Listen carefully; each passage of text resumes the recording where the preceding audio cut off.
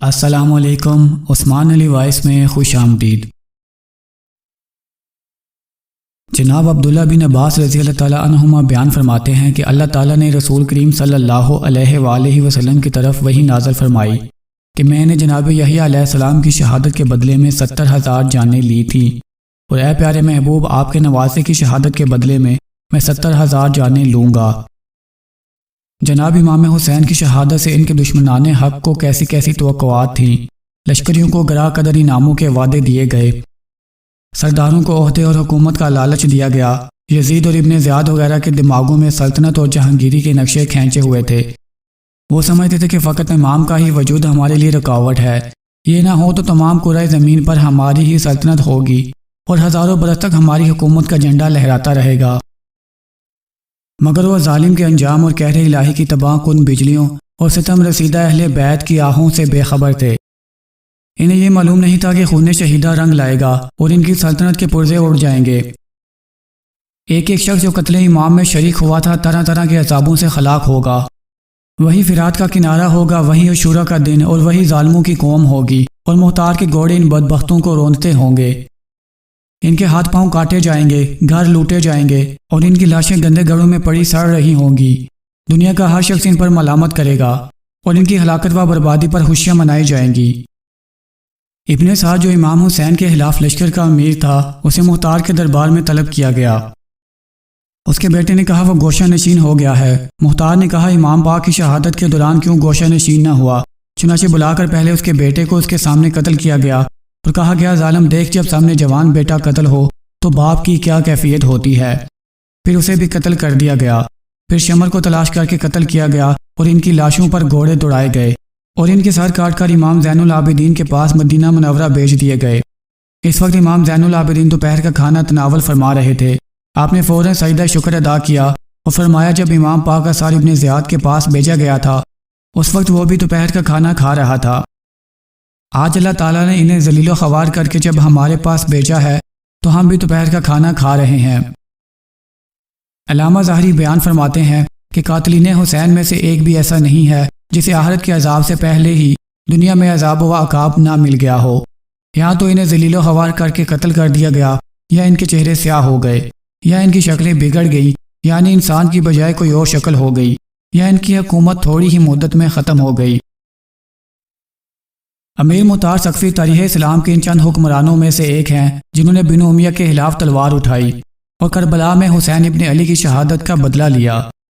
امیر مختار کو جب امام حسین کی عالم مظلومیت میں شہادت کی خبر ملی تو مختار کی رگوں میں خون کی طرح دوڑتی ہوئی اہل بیت سے محبت نے آپ کو مجبور کیا کہ حسین کے قاتلوں کے ناپاک وجود سے زمین کو پاک کر دیا جائے۔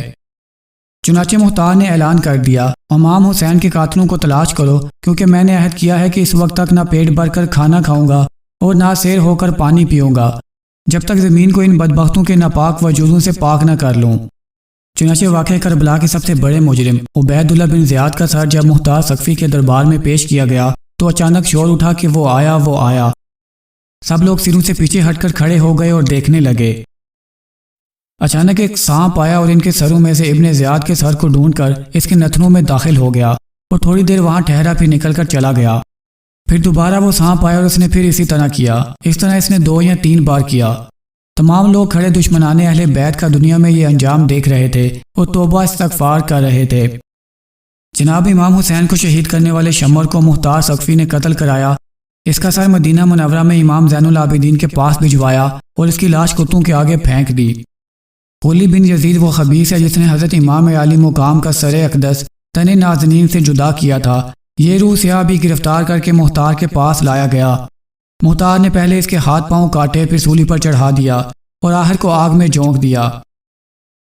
پھر 6000 کوفی جو حضرت امام حسین کے قتل میں شریک تھے، مختار نے ان کو طرح طرح کے عذاب دے کر ہلاک کیا۔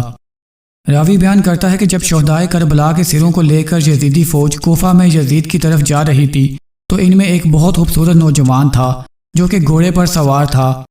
اس نے گھوڑے کے گلے میں ایک چاند جیسے خوبصورت آدمی کا سر لٹکایا ہوا تھا۔ راوی کہتا ہے میں نے پوچھا یہ سر کس کا ہے؟ گھوڑ سوار نے جواب دیا عباس علمدار کا۔ راوی نے پوچھا تو کون ہے؟ تو اس نے کہا میں حرملہ ہوں۔ راوی کہتا ہے کچھ دن بعد میں نے حرملہ کو دیکھا، اس کا چہرہ بالکل سیاہ جلسا ہوا تھا۔ میں نے پوچھا ہے حرملہ تجھے کیا ہو گیا ہے؟ تو بہت خوبصورت تھا اور آج تو سب سے زیادہ بدصورت ہے۔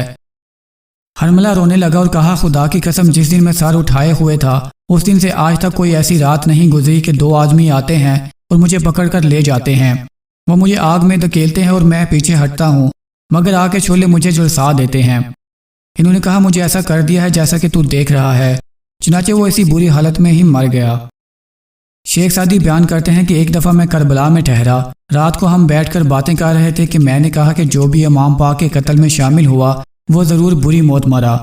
وہاں ایک آدمی کہنے لگا تم جھوٹ کہتے ہو، میں قتل حسین میں شریک تھا لیکن مجھے تو کوئی تکلیف نہیں پہنچی۔ چنانچہ اسی رات کو سحری کے وقت وہ اٹھا اور چراغ کو درست کرنے لگا کہ اچانک شعلہ بڑھ کر اسے جلا کر راکھ کر دیا۔ شیخ سعدی کہتے ہیں کہ میں نے اسے دیکھا، خدا کی قسم وہ جل کر اس طرح ہو گیا تھا جیسے کہ وہ کوئلہ ہو۔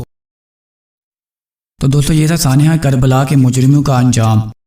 ویڈیو اچھی لگی ہو تو لائک کر دیں، چینل کو سبسکرائب کر دیں اور ساتھ بنے بیل آئیکن کو پریس کر دیں۔